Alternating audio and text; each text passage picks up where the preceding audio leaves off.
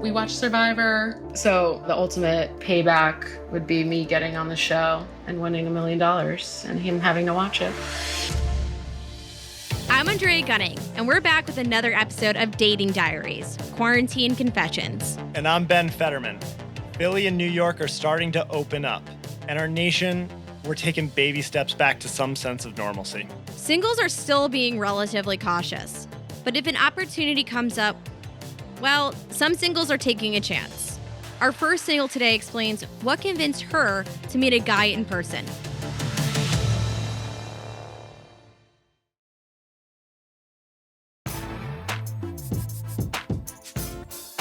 Genevieve is 28 and lives with one roommate. She works for a national nonprofit. She's fatigued by the pandemic, working at home, not seeing her friends, and having to cancel all of her summer plans. She doesn't really like dating apps, but with nowhere to go, she gave them a shot. What prompted me to send a message, besides the fact that I thought he was cute and I liked some of the things he had on his profile, in one of his pictures was someone I went to high school with. And so I asked how he knew that person, and that started the conversation right off the bat. Genevieve is a little quirky, but in a good way. She's a super fan of the TV show Survivor, and turns out that this guy was into it too. Not everyone loves Survivor, and he's been watching nonstop, so that sparked it, and a conversation just flowed from there, like nonstop, texting through the app.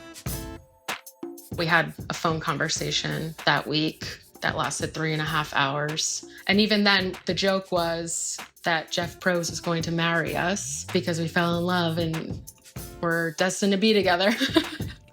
If I could create a perfect guy, he was checking a lot of the boxes. Jeff Probst is the host of Survivor. Of course, they were kidding around about getting married, but they were having fun. He wanted me to break quarantine to go to a beach house. He's been renting not too far from where I live, and I was really nervous. Genevieve did the math. They knew people in common, good people. They had talked and texted for hours. She felt safe enough to go. The day before we met, I was so nervous. And he said, it feels like Christmas Eve. And I was like, why? He said, because I get to meet you tomorrow. I was like, and you're sweet. Oh my gosh. It's a lot of buildup for the first date. But would it deliver? I drove to the beach house and I hear him play the Survivor theme song.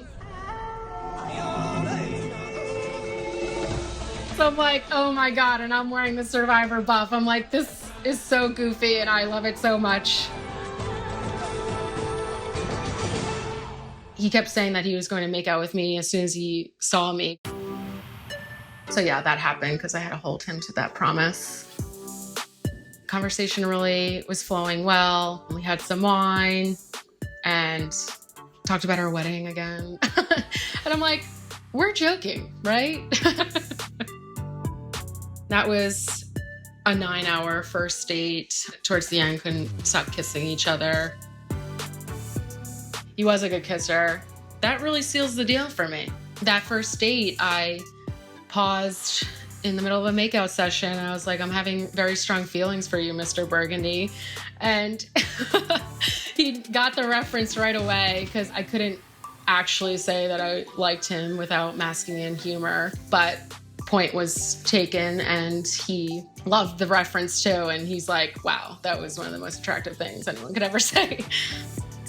The whole experience, connecting, then meeting, sharing Survivor, and all of the jokes. It was so good for Genevieve. Mentally, quarantine's been really tough for me. I don't really have a lot of motivation to do work. Physically, I'm not at a weight that I feel confident about. And so it's kind of been hard just to have my thoughts and only my thoughts during quarantine. So to have him truly like me for me, and I could be really goofy and feeling like that first date I had known him forever. I couldn't believe that was happening. Genevieve decided that she needed to take a mental health day, and she invited her new friend to join her.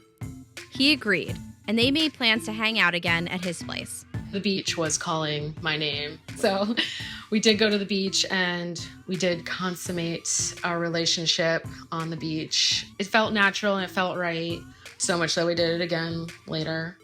But I didn't feel like it was only about that. And we actually ended the night with playing trivia. That night, they camped out on his deck overlooking the beach. The next day, he had plans with his friends, and as he got ready to leave, she got a strange vibe. Was it in her head? It was weird. I kind of sat in my car for a while and he did not leave. And I was starting to get paranoid. Is he actually leaving or is this all an act? And I'm like thinking that he was maybe not actually going and it was just a ploy to get me out of the house. That whole day, I did not hear from him. And then I didn't hear from him again the whole next day. So at that point, I knew something very different was happening. I feel like sometimes I am quick to assume maybe he was having a busy week. Don't be so clingy. So I just texted hi and immediately he texts hello. So I'm like, okay, so he does have his phone. Then the thought pollution returns. His texts were not as frequent that day. So I knew something definitely was wrong. I kind of went into a tailspin that weekend, just every thought possible of why he wasn't interested anymore went through my head. And it was really sad because I did feel like we did connect and it was only 3 weeks that we had been talking, but it did feel like a lot more than that. And so I was really hurt that Monday. I texted him. I guess I was voted off the island. Congrats on the blind side. And still have not heard from him. I had a small percentage of hope that he was going to text back. Eventually, it's been almost a week, nothing from that. I just want to understand what happened. Genevieve wants a conversation, not just a text, but an actual heart-to-heart to understand from his perspective, why. Whatever happened, those 19 hours we spent together on a second date, something changed in his mind.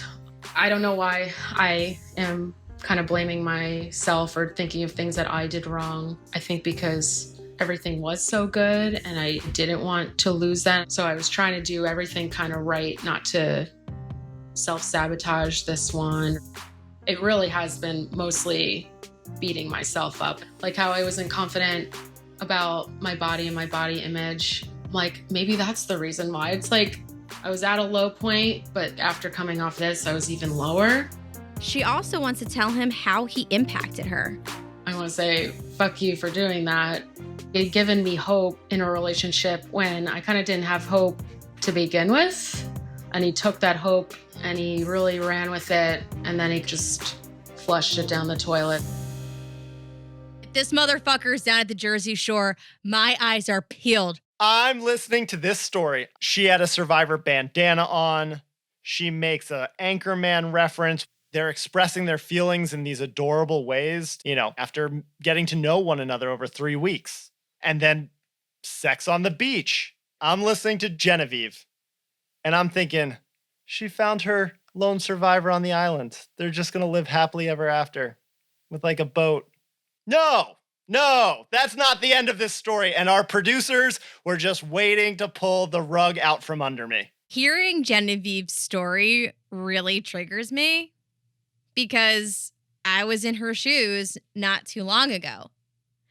And when things are going really well, you're hopeful. Love feels like hope. And whether or not you're just meeting someone, getting to know someone, that feeling of hope is so powerful. Why is it so hard for that guy to just text her the next day and say, listen, I've taken some time. It's the beginning of summer. I really don't want to get tied down. All of those are fair things to say. And I'm making assumptions. So instead of doing the mature thing, this Peter Pan over here just ghosts her completely. And so Genevieve has to make assumptions as to why he's no longer interested. Genevieve, I feel for you, girlfriend. It's really shitty. It's like you're either happy and excited or you're depressed and there's despair. Everything else in between is just raging coping mechanisms. If we're going to talk about the hope to then the destruction after, it just shows what a cataclysmic energy shift that occurred from the weekend into the week after. When she was leaving, she felt an energy shift.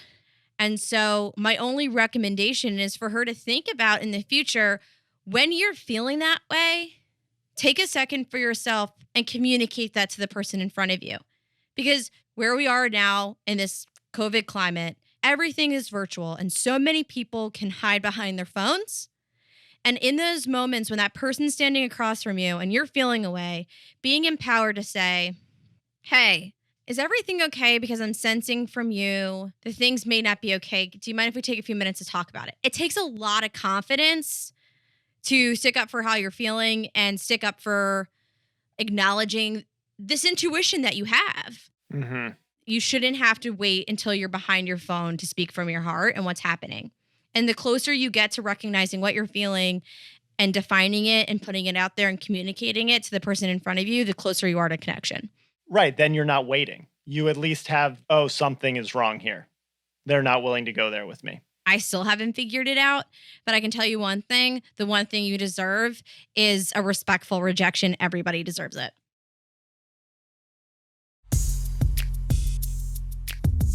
Gina is an attorney in her late 40s. She has 2 boys. One is in high school. The other is a young adult.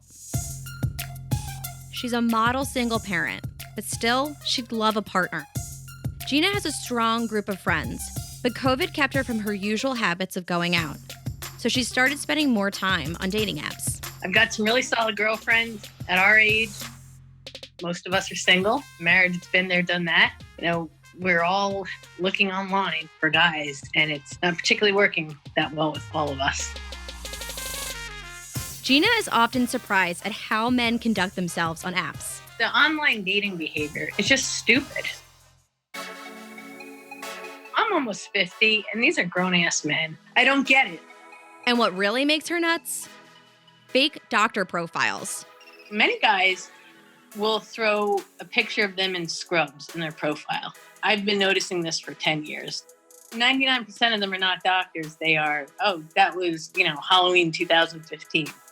Gina started chatting with a guy, and something just didn't feel right about him. But she couldn't put her finger on it. I was low-level chatting with a guy who did have scrubs in one of his pictures, and he wouldn't engage about the career.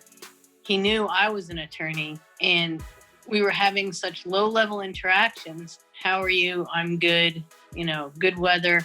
He wouldn't have a conversation. I felt like I was texting with an 8-year-old kid who stole his identity. You wouldn't treat me like that in a professional setting, and you probably wouldn't treat me like that if I met you out somewhere. We were talking about meeting, and I said, doesn't the hospital have you locked down? And he said, no, we can come and go as we please. Like, what kind of answer is that? From a medical professional, he should have engaged with that. It should have been, hey, the hospital has certain protocols. So I really thought I was getting catfished. So I said, are you married? And he said, no. Why would you ask me such a question? And I was like, because most guys online are married. He has got to be the one person who's online who doesn't know that a good chunk of these people out there, especially in my age group, are all married. They're just looking for a side piece. Some of them will outright say that, yes, I am married. What did you expect? I'm just here to hook up. Still, Dr. Nebulous wanted to meet in person. We don't have restaurants open, so they're having meetings at their house for the first date. That's dangerous. I would never go to a guy's house that I've never met. So Gina opted for a FaceTime date instead. While they were talking, it became clear they knew people in common. We did FaceTime, and it turns out he's dating one of my friends, my friend group. When I was challenging him, he deleted the connection on our app and blocked me on Facebook. Gina came up with a pet name for this doctor. Oh, that was Dr. Douche. And while we're on the subject of douchey, they were pictures of him in, commercial bathrooms. Dude, go get a friend to take a picture of you. Gave me app fatigue. I had to get off. I'll try again, or hopefully I'll meet somebody in real life when society's open back up. Dr. Douche. I just love how she bottom lines it and says, the behavior out there is stupid. We heard from Genevieve, who's 28, probably dating people around that age that are acting like immature idiots. And then you have Gina, who's in her 40s and dealing with same fucking behavior from totally like adult males. What in God's name is fucking happening? I don't get it. I'm going to say if they're loose about their hospital's protocols when you're asking, they're probably not a doctor. Doesn't sound like a doctor. She's an attorney. She can snuff this stuff out. Sure, she's got a LexisNexis. It just seemed like from when Gina was telling her story, there were a bunch of red flags and she wasn't really sure. And she still went on the FaceTime date. Is she that bored? Are we at a point in this pandemic where it's like 95% sure this person's a con artist, but hey, I'll spend 15 minutes indulging you because I have nothing else to do. Is that where we are? I just think she needs to expand her pool. Like, stop swiping right on anyone in scrubs. Stop swiping right on anyone who's posing in front of a bathroom mirror. Guys, I don't understand what the bathroom photo is. Like, prop your fucking phone on a few books and put a timer on. It's not that complicated. I don't want to see a fucking faucet in your profile photo. I don't want it. And if you're married, just have your wife take the photo for you. What's the big deal? You've heard us say that this pandemic is lighting a fire under relationships. They are either igniting or flaming out in a flash. Sarah and Brandon were dating and having a good time when the pandemic added some accelerant. It's actually funny. We met outside a Phish show, and we're both huge Phish fans, like really big Phish fans. And she was just standing there, and I just went up to her. I was like, shot in the dark. I'm just going to talk to this girl. I remember Sarah was standing there, and she was in her black jacket with a pink beanie. And it was kind of like a moth to a flame situation where I was like so enamored by this person. Like, I don't even know what came over me. So I was like, I'm going to, get her number and then go on a date with her this week. So I asked her, do you want to get drinks this week? And she was like, I actually can. I'm leaving to go away for a work trip. So I was like, okay, I'm just going to fuck myself. And she's like, but when I'm back. And I was like, that's amazing. She's obviously very beautiful, but there was an energy. It's like really hard to describe. They were both traveling for work, so it was 2 weeks before they could go on their first date. By the time the day finally came, Brandon was exhausted. I fly back Sunday morning. I'm just like, oh my God, I cannot believe I have a first date tonight. It didn't feel like a first date. We got a lot of the first date stuff out of the way. You get worried that you're texting so much before the first date, and then you get to the first date and you're like, shit, I have nothing to talk about with you. So how did that first date go? We went out to dinner and it was just so natural and the conversation was flowing and we had like a glass of wine and we were just chatting. It was a beautiful night and all of a sudden he kind of was like, come here, and he gives me a first kiss. And in my mind, I was like, whoa, okay, I'm going to go with this. Like, I'm into this guy. But at the same time, I was like, wow, this is quick. Good for him. But it all worked out, and it was a really great time. The first few weeks of quarantine, we were probably hanging out 4 or 5 nights a week, kind of like a normal dating situation. And then we're like, why don't we just actually be boyfriend and girlfriend and kind of be official? If we had what we would have had on the calendars, a lot of my friends are getting married, bachelorette parties. Like, I should have been away these past 2 weekends. So I think just natural social life and work life would probably have shifted the amount of time it would have taken to get to this point. But we had enough time and enough good energy between the two of us to actually want to work around each other and make it work like this. They never actually planned to live together. It just kind of happened. There was nobody else to be with, and they really liked each other's company.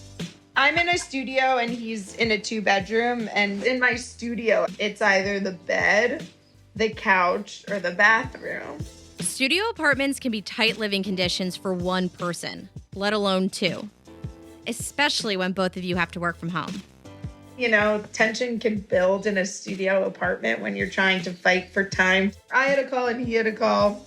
And he was like, so do you mind if I take conference room C for this one? And I was like, yeah, it's fine. Like, I don't need to show my face. I'll take B. And we kind of had a little thing that day. Yeah. It wasn't the craziest, but it kind of like kept it light and funny.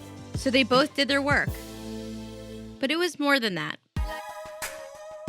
We celebrated Passover together. We hopped onto like 3 different Zooms with extended family and immediate family. So as a result of the quarantine, it's moved meeting people a lot faster. I'm definitely very grateful that I met Sarah and that we've gotten so close, and there's so much that we've learned about one another, and like our relationship has obviously taken steps faster. Yeah, and like consistent sex life during quarantine, like the whole shebang. Oh, okay. We're gonna get there. A lot of movies really tapping into like the old school Yeah. Bill Murray, Billy Crystal movies. Like a ton of rom-coms that I hadn't seen. So like, many rom-coms. I hadn't seen Pretty Woman. And he'd never seen 10 Things I Hate About You. I know. I'm a disgrace. But I like know. she had never seen You Got Mail, so I'm not that Oh, crazy. yeah. So what does life look like for Sarah and Brandon post-quarantine? When life goes back to normal, it's about going to live music, checking out some Phish shows will be fun, hanging with friends at bars, and just enjoying each other in that setting. Also, travel is really exciting. Walking around in the neighborhood without any fear. So we're pumped to go back to normal life. I think everyone's got this couple in their lives. In my group of friends, I have a couple that met at a Phish concert and now are married with a wonderful little dog. Yep, I do. I mean, he saw her from afar, knew he was interested, and made it happen. I fucking love that. Like, I love that kind of confidence. So things seem to be totally taking off for these two. And then, boom, they get hit with quarantine. And they now have to pivot. You know, in early March, you had to make a conscious choice. I could potentially not see this person for months, or am I going to risk it and move in with them and quarantine with them? It's a tough choice. So they opted for the studio apartment and some rom-com movie marathons. Creativity is a huge part of it, and they've obviously have done a lot to keep things interesting and to communicate and to work together. But I think I would go a little loco. I mean, if You Got Mail was playing on repeat in the background, yeah, that probably wouldn't help. It's on that list of like, man, if there ever a time where I can't leave my house for 3 months and there's nothing to do, man, I'm really going to attack this short list of rom-coms. Usually my starter pack involves either De Niro or Pacino, not Meg Ryan. We're different people. It's okay. I'll give you Tom Hanks. If we hear from these two again, I want a full report from Sarah on her feelings about You Got Mail. I'd like a full synopsis breakdown. Have you subscribed yet? We don't want you to miss an episode. And we would love to hear your stories, especially the guys. Send them in at datingdiariespod@gmail.com. We might even tell your story on the air. On the next episode of Dating Diaries, Quarantine Confessions. We're trying to have discussions about it without getting into heated arguments. But my big question is, Scalia and Ginsburg were best friends before Scalia passed away. But could Scalia and Ginsburg get married? Go out and have fun. But remember, there's still a virus out there. So stay safe out there, guys. This podcast is hosted and produced by me, Andrea Gunning. Executive produced by Nancy Glass, Ben Fetterman, and Carrie Hartman. Produced by Julie Clark and Rocky Alt. Edited by Matt Delvecchio with assistance from Dean Welsh and Kelly Wardhand. Thanks to production coordinators Megan Paisley and Brianna Faris. The show was mixed by Dave Zaya. Special thanks to Mibe Music. Some names have been changed to protect privacy.